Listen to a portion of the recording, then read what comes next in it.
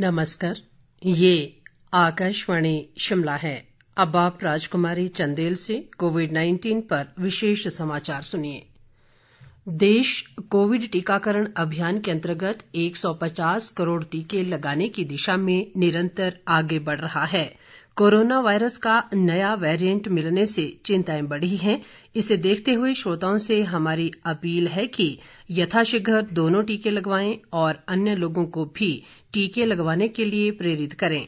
कृपया 3 सरल उपायों का पालन करें। मास्क लगाएं, 2 गज की सुरक्षित दूरी बनाए रखें, हाथ और चेहरा साफ रखें। कोविड से संबंधित किसी भी जानकारी और मार्गदर्शन के लिए राष्ट्रीय हेल्पलाइन नंबर 011-2397-8046 और 1075 पर संपर्क करें। देश में कोविड-19 से स्वस्थ होने की दर बढ़कर 98.39% हो गई है। कोरोना संक्रमण से अब तक 3,41,87,017 लोग स्वस्थ हो चुके हैं। मौजूदा समय में देश में कोरोना के सक्रिय मरीजों की संख्या 82,267 है। संक्रमण से अब तक देश भर में 4,77,554 लोगों की मौत हो चुकी है। बीते 24 घंटों के दौरान देश में 6,563 नए मामलों की पुष्टि हुई है। इस दौरान 8,077 लोग संक्रमण से स्वस्थ भी हुए हैं। आईसीएमआर के अनुसार देश भर में अब तक 66,51,12,580 लोगों की कोरोना जांच की जा चुकी है। पिछले कल 8,77,055 कोरोना नमूनों की जांच हुई है। इधर प्रदेश में आज अभी तक ऊना जिले में ही कोरोना संक्रमण का एक नया मामला सामने आया है। इस दौरान 67 कोरोना संक्रमित स्वस्थ भी हुए हैं।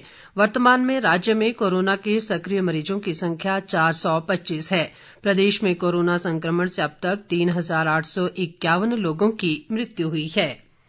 देश में कोविड टीकाकरण 137 करोड़ 67 लाख के आंकड़े को पार कर गया है। इनमें से 82 करोड़ 80 लाख टीके पहली डोज के रूप में और 54 करोड़ 87 लाख दूसरी डोज के रूप में लगाए गए हैं।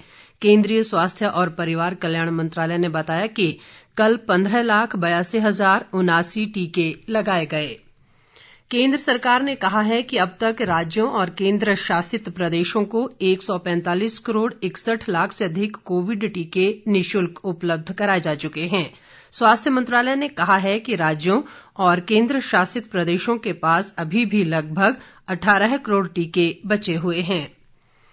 जर्मनी ने कोविड के ओमिक्रॉन वेरिएंट को रोकने के लिए ब्रिटेन से यात्रियों के देश में प्रवेश पर रोक लगा दी है। ब्रिटेन गए जर्मनी के नागरिक स्वदेश लौट सकते हैं, लेकिन उन्हें नेगेटिव परीक्षण रिपोर्ट प्रस्तुत करनी होगी। इसके अलावा उन्हें टीका लगा होने के बावजूद 2 सप्ताह तक क्वारंटाइन में रहना होगा।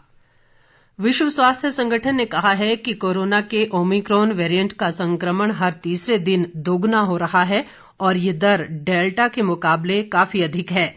अब तक 89 देशों में ओमिक्रॉन संक्रमण की पुष्टि हो चुकी है। संगठन ने कहा है कि तेजी से बढ़ते संक्रमण को देखते हुए कुछ शहरों के अस्पतालों में संक्रमितों की संख्या काफी अधिक हो सकती है। संगठन के अनुसार ओमिक्रॉन संक्रमण उन देशों में भी तेजी से फैल रहा है जहां कोविड टीकाकरण की दर काफी अधिक है अथवा जहां की अधिक आबादी कोविड के पहले दौर से उबर चुकी है। अमेरिका के संक्रामक रोग विशेषज्ञ डॉक्टर फॉसी का कहना है कि क्रिसमस यात्रा के दौरान ओमिक्रॉन वेरिएंट बढ़ेंगे। इससे वे लोग भी संक्रमित हो सकते हैं जिनको पूर्ण टीके लग चुके हैं।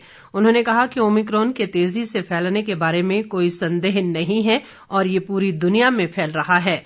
कई देशों ने इस वेरिएंट के फैलाव को रोकने के लिए कड़े दिशा निर्देश जारी किए हैं। डॉक्टर फॉसी ने कहा कि लोगों को मास्क और सोशल डिस्टेंसिंग जैसे एहतियाती उपाय करने चाहिए।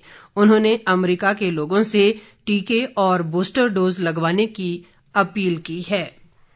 महाराष्ट्र में पुणे के जीनपैथ डायग्नोस्टिक केंद्र ने एक ही जांच के सहारे हर प्रकार के कोरोना वायरस का पता लगा सकने वाली किट बनाने में सफलता हासिल की है। कोविड डेल्टा नामक इस किट को भारतीय आयुर्विज्ञान अनुसंधान परिषद ने भी मान्यता दे दी है। इसके साथ ही ये समाचार बुलेटिन समाप्त हुआ। नमस्कार।